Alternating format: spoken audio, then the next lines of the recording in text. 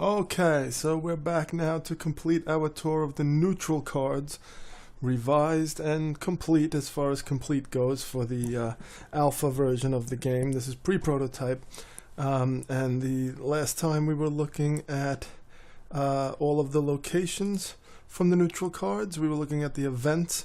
We also looked at the elemental cards, which were previously just called starter cards. We've called them elemental cards because it's kind of a dual meaning, elemental in the sense that they're the first cards that you have starting the game, but also in the sense that, you know, might and cunning are kind of innate, and attrition is also, you know, something that's like referring to the core of the person, you know, these core attributes of the person, of the faction.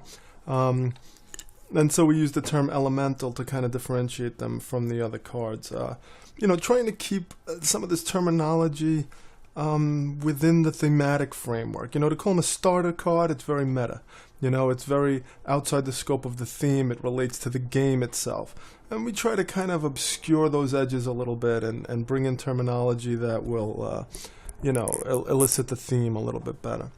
And so now we move into the equipment, remembering that neutral cards are going to be shuffled, divided, and split between the two factions. So these pieces of equipment may show up in anybody's you know, row of the active field, and so will only be available to acquire by one of the factions, and then would have to be you know, potentially destroyed by the other faction. So sometimes you're going to get to use these cards, sometimes you're not, and that's going to offer a little bit of variety in each game.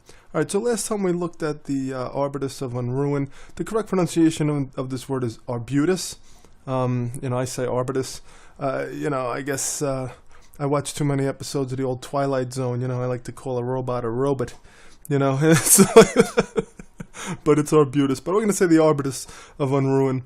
And so you remember that card. It brings back a unit from the destroyed pile. Nothing has changed with that card. There's going to be 2 of those in the deck. Now, remember we said that we've come up with numbers for all of these, and so we're going to see this is the one unique piece of equipment, which is the Colossal Catapult. What makes this card interesting is that it's an equipment that will attach to a location. So when this item is used to fortify, because it has the fortification ability, which interestingly enough, typically the rules have been adjusted such that we can't fortify or use for assault any piece of equipment or tactic. It's got to be units. Units have to be used to fortify, and units have to be used in assaults. And the reason for that will become clear as we discuss assaults. In fact, maybe we should just do that now, because I want to make it clear why things are the way they are. So when we're talking about assaults, remember that assaults are made on locations. Okay, so if the opposing faction has a location and you want to try and wrestle that location away from them, you would make an assault. Okay, and now here's the rules for assault. Okay, they're a little long to kind of go through the whole thing, although, I mean, that's what we're doing here. We're investigating game rules and game design. Let's just jump in right here. During the assault phase, a player may launch an assault upon any location controlled by the opposing faction. If the target location is not fortified, the attacker catches the opponent unaware, and the assault resolves immediately. No marching token is placed. If the target location is fortified, the defending faction scouts are aware that the enemy is marching. So remember, this is giving the defender an opportunity to prepare by seeing the opponent coming. This is represented by the attacking player's marching token being placed on the target location with the 2 side facing up. Okay, so now it's going to start on the 2 side. On the following turn, you're going to flip it to the 1 side, and then on the next turn, you're going to resolve the assault. Okay, and this just says that there's only 1 assault can be active at any one time. As we resolve the assault, the attacking player and defending player will compete in a head-to-head battle to decide control of the target location. In a team game, the attacking player is the player who launched the assault. The defending player is the next player in the turn order. So remember when we were talking about assaults previously, during the first phase of videos, we said that we didn't know how we were going to work out this assault. Who was going to be the defender? We know who's attacking, but in a team game, who's defending? Because the faction owns, controls the location. Both players do. And we can't have them both defend because they would have way too many cards, and they would overpower the attacker every time. I mean, instead of having 5 cards in their hand, they would have a total of 10 cards, and so we want to choose one of the players. We're going to have an alternating turn order. So if a person from the champion faction begins the game, next will go a player from the opposing faction, the Orcs, then it'll go back to the champions, then it'll go back to the Orcs. So this means that the following player in the turn order will always be of the other faction. So whoever makes the assault, the next player in the turn order will be of the opposing faction and they will defend. So that's how we sorted this out. And now we also have another slight shift in how we're dealing with these assaults. The attacking player may use all cards in their hand and reserves during the assault. The defending player may use all cards in their hand and all units that are fortifying the location. Okay, so this really should be changed to units because they can't use any other type of card besides units. Alright, so we've cleared that up. And so before we said that the defender was going to be able to use cards in their hand, cards in their reserves, and the fortifying units.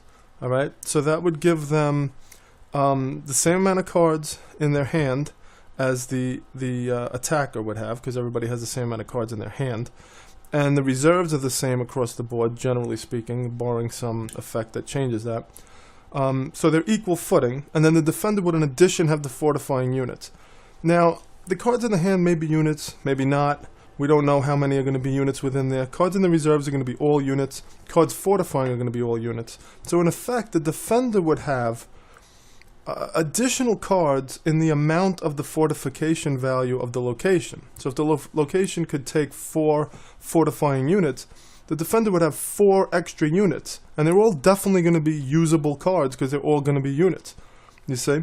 So they'd have 4 additional cards, and considering, we're talking about 5 cards plus the reserves for the attacker, so that's 8 cards, a maximum of 8 units if you had all units in your hand.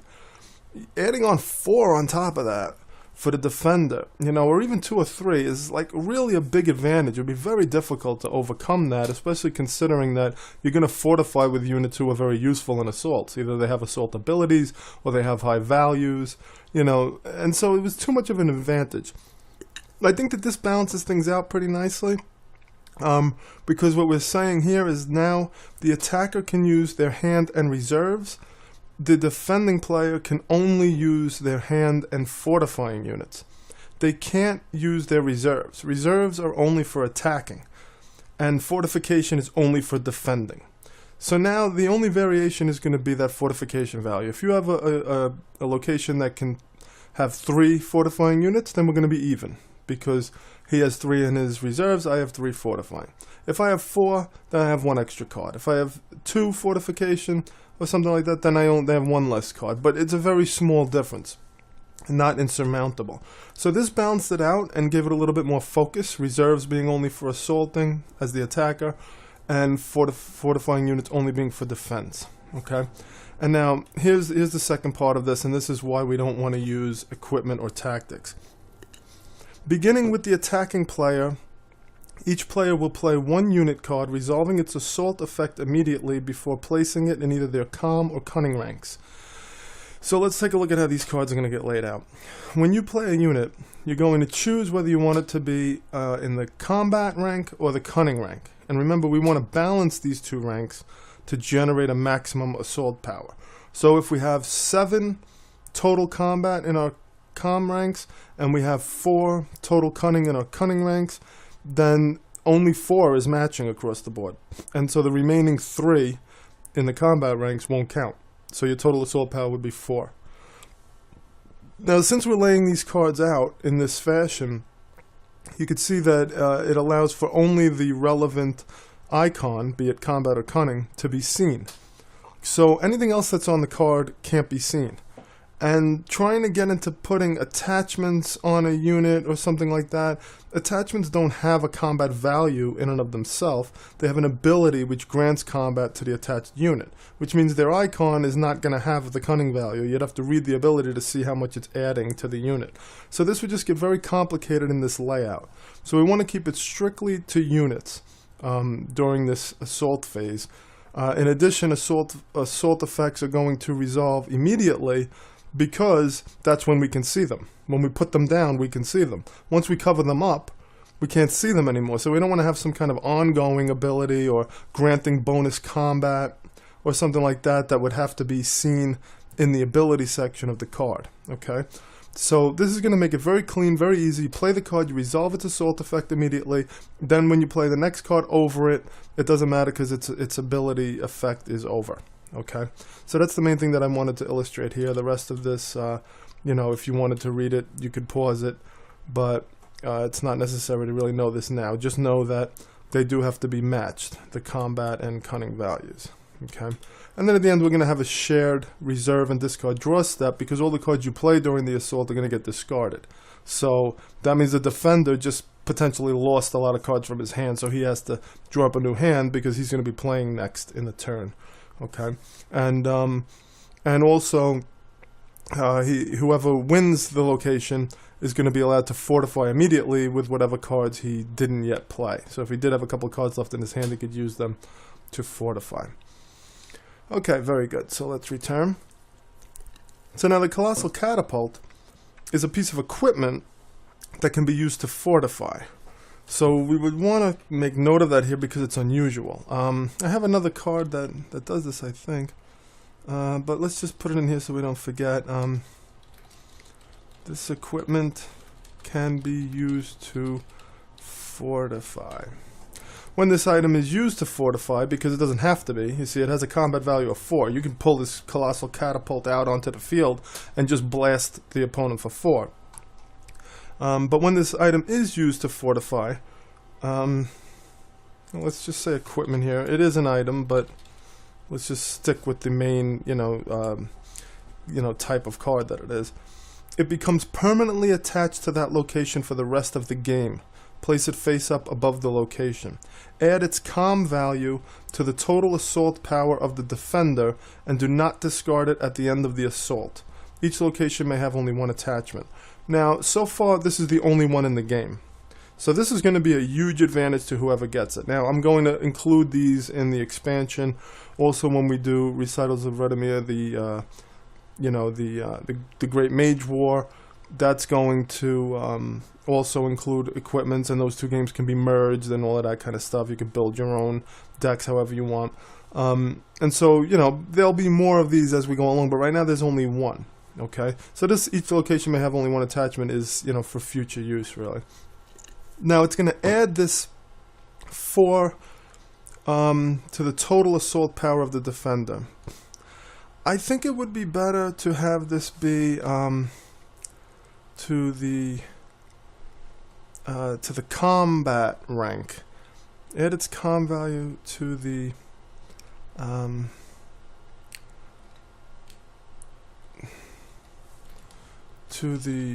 comm rank total. To the comm rank total of the defender. Okay, so you see this is an ongoing process. We're continuously changing, even though all of these cards were complete in my mind previous to making this video. As we go in and look at it again, the other things crop up. I mean, there's about, how many unique cards did I say there were? I think there's like 170 unique cards, and then they're multiplied in various amounts to generate the 450 cards or whatever there is. So, I mean, 170 cards, so some things slip through the cracks, and if we can catch them here while we're going through instead of waiting for playtesting, that'll save us a step.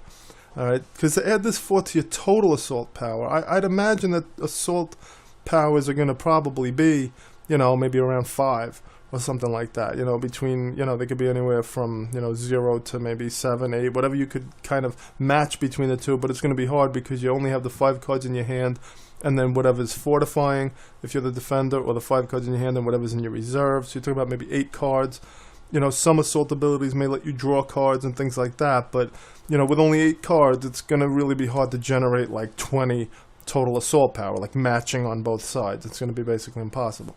So 4 is going to be pretty huge to add to the total. If we add it to the comm rank, well, some of that may not get matched by cunning, and so, you know, it won't be as huge of an advantage. Okay, but an interesting card, a Colossal Catapult that we could move into a location and help defend that location.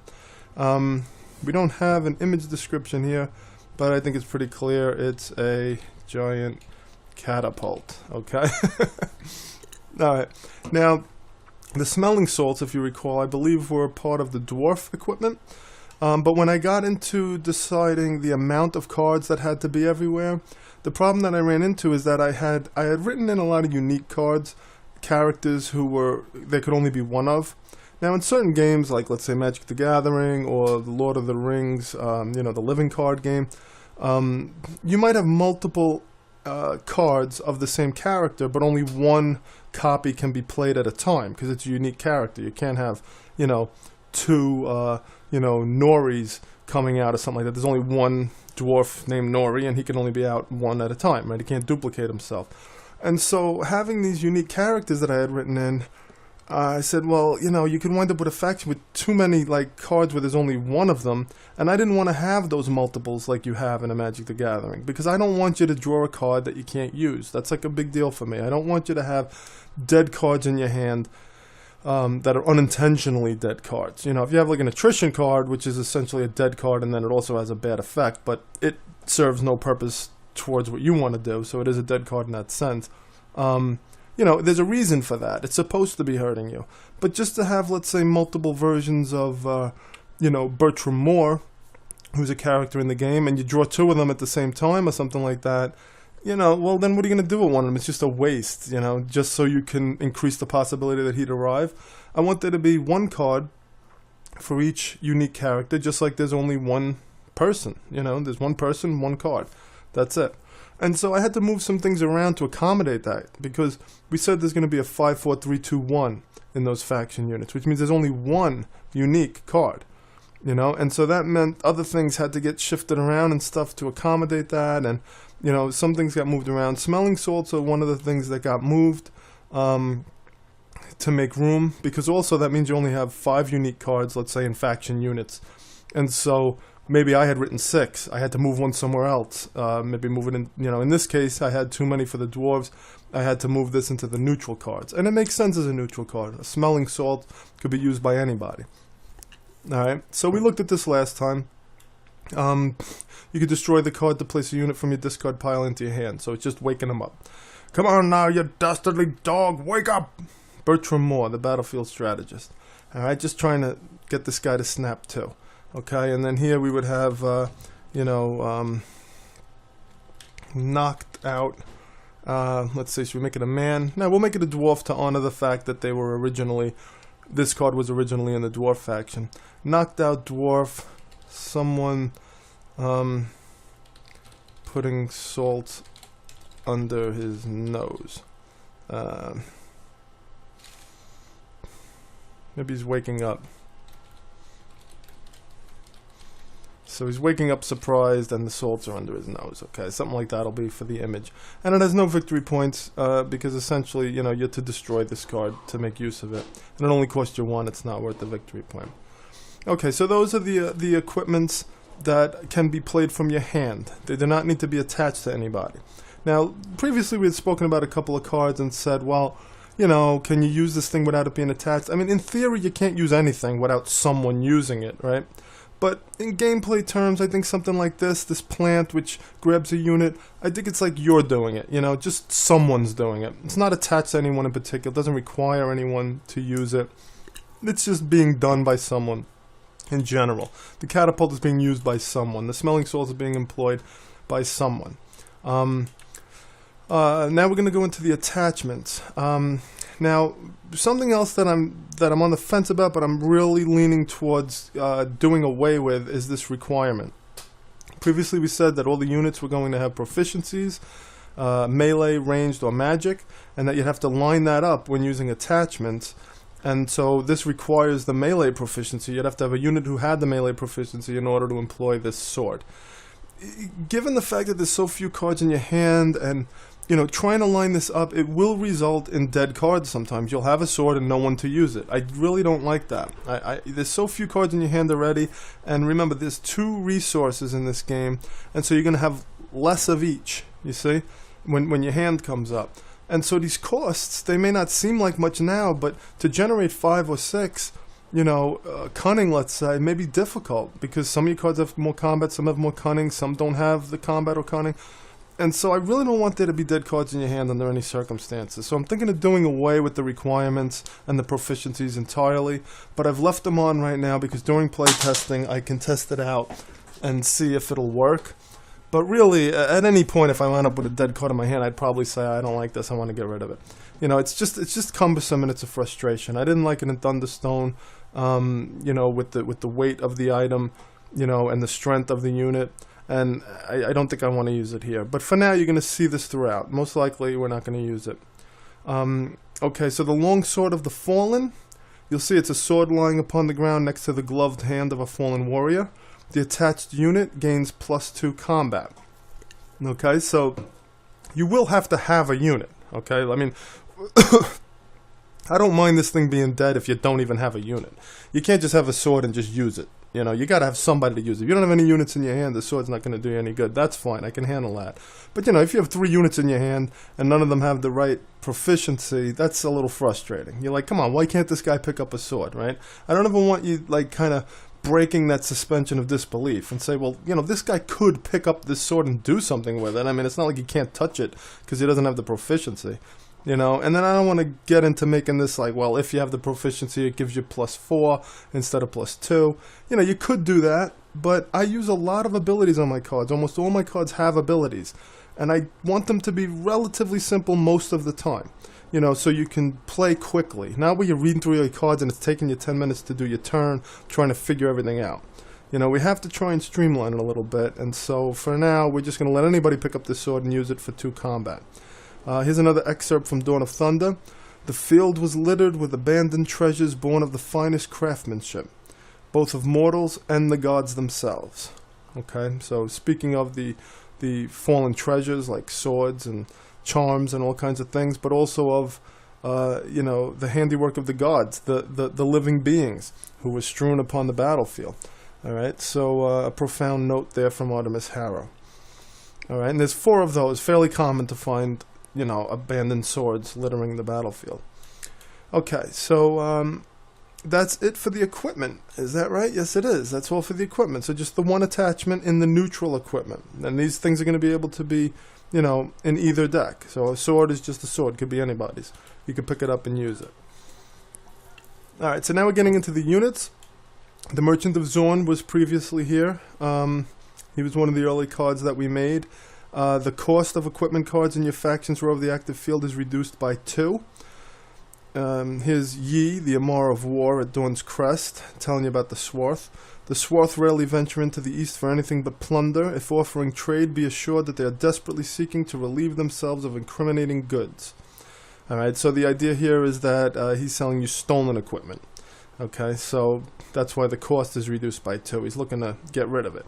In addition, he's got the +1 combat and the +2 cunning, because he's a cunning as a merchant, and a traveling merchant could be expected to have a certain amount of combat ability. And then you have this cunning. Now, I've decided to never have combat and cunning combined. So when this is common cunning, it means you can use 4 combat or you can use 4 cunning. You can never use a combination of combat and cunning in paying a cost. You may have a unit who contributes both their combat and cunning to your pool, so he can do a combat action and a cunning action kind of at the same time, but you can never combine combat and cunning to make a purchase. Here you can choose combat or cunning, and again, if you remember, we said that using combat to pay a cost means that you can kind of intimidate or threaten the person, maybe beat them into doing what you want. And these Swarth are generally despised, and they're shady characters, and we're going to say that you could, you could potentially kind of strong-arm him, especially since he's a neutral unit. and that means orcs as well as men are gonna, men, elves, and dwarves are gonna have access to this unit. And so, we're allowing for you to play in the style that you prefer, and also to use the resources you have, maybe to do a little something different. Okay, so you can use combat to recruit this unit. Okay. The Skitter Skim, you'll remember if you watched the previous videos. It's a beast who you can destroy equipment. Destroy one equipment from your hand, play area, or your faction's row of the active field to give this unit +2 combat. So it eats equipment. It eats inanimate objects, and it becomes enraged, or strengthened, bolstered by that. So we've decided to allow it to be from your hand, your play area, meaning you played it already, or your faction's row of the active field. So you're not going to be able to use this to destroy an opponent's piece of equipment. And the reason why I made that change is because, again, I'm thinking of your row of the active field as the cards that are available to your faction. Things that are near you, things that you have more access to. So you have more access to the equipment in your own row of the active field, and so you'll be able to feed that to the Skitter Skim. Okay, and now I added this to all the beast units, cannot have attachments, because previously that wasn't here. And so this unit would, especially if we get rid of proficiencies. See, originally proficiencies were handling this problem because I had beasts have no proficiencies. Now if we get rid of proficiencies, we have to say cannot have attachments because we don't want you putting a sword on a Skitter Skim. Skitter Skim is almost like it's a beast, but it's almost like a millipede or something like that. It can't carry a sword. Okay, it doesn't have hands. So cannot have attachments. You're going to see that on the other beasts. I also wanted to make sure that I got more beasts into the game. Especially since the Concord use beasts, and so, I also like the idea of varying it. I didn't want it all to be humanoid units. I wanted there to be, flesh out the world a little bit more with beasts. So here in the neutral cards, I've brought in more beasts, and one of them are the Witwolves. Okay, so I'm going to just give you a brief account of what a Witwolf is. The origin of these amazing creatures is unknown, but their remarkable intelligence and tribal social order make them unique among all the beasts of Redimere. So it's a Witwolf. It's a wolf with some wits. Okay, it's a wolf that can think and almost even talk. Actually, if we go into the lore book here, we can check in on them and get a broader look at what they are. Witwolves can speak, though in a rudimentary and awkward fashion, as it is an uncommon practice for them, and their vocal abilities are severely limited. Their character varies as widely as that of humanoid creatures, and there are those prone to heroism and others prone to evil. Okay, so the Witwolf is an intelligent beast, and the Witwolf Elder is chief amongst them, and there's only one of them. He's the Elder. Okay. So you're going to see that these unique units have this new trait, Notorious. If an opponent purchases this card, they gain 1 influence. Okay, now, in this case, if the Witwolf Elder appears in your row, then the opponent would be whoever's row it's not in. So if it comes out in the champion's row, it would be the Orc faction would be the opponent. Okay, it becomes clearer with the faction cards, who's who in terms of opponent. But even though this is neutral, it coming out in your row kind of puts it in your camp. So, if an opponent purchases the card, they do gain 1 influence because it's a notorious creature. See, the Elder Witwolf goes by many names amongst the various peoples of Redimere and has often been the subject of regional legend. Alright, so it's a notable character. It's an important character. And so you're going to gain 1 influence for capturing it. It's a notch on the belt for you for sure. And you're going to see that these guys have higher costs in defense and higher VP value. Remember previously we said anything between 7 and 10 cost is going to have a 2 VP. And so you're going to see these guys, I think, always do. The unique, notorious characters always have the 2 VP cost. In this case it's 9, but look, 3 combat and 4 cunning. Again, you can only use combat or cunning on any given turn, but this gives you a lot of versatility. He's going to make a big impact, and he can be used to fortify, okay?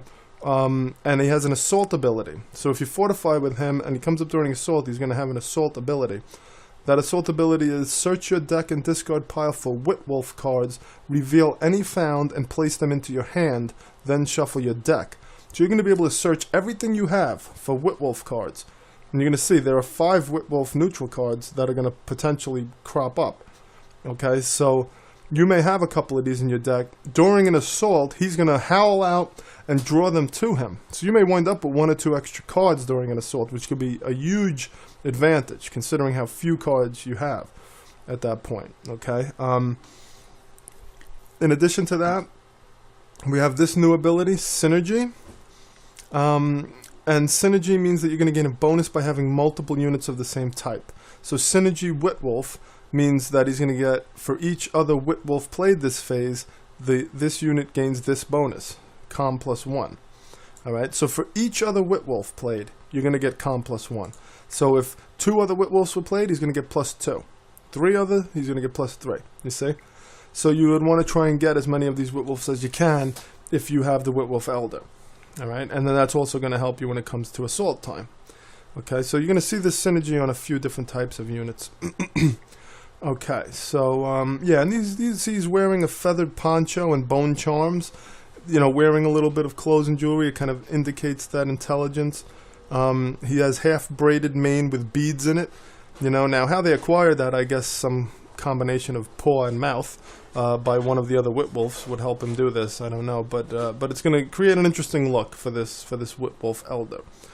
Okay, and now the Whitwolf Hunter is your general Whitwolf. Got a little bit of a lower cost 6 because it has +2 com and +2 cunning. Alright, so a little bit lower, but it's, again, very versatile for a beast to have both combat and cunning because they're smart. Okay, and also can be used to fortify. Cannot have attachments because it's a beast. It has the Synergy Whitwolf ability. It gains that Com +1 for every other Whitwolf, including the Whitwolf Elder. And that's all that it has. So it just has this and the Synergy ability. That's all. And it's VP1. Okay, now we're into the champion faction. So, you know what? Let's stop here and we'll look at the champion faction cards next time out. And so we're diving now into the faction cards and what they're going to have, and we'll talk about that coming up. Thanks for checking in. I'll see you next time.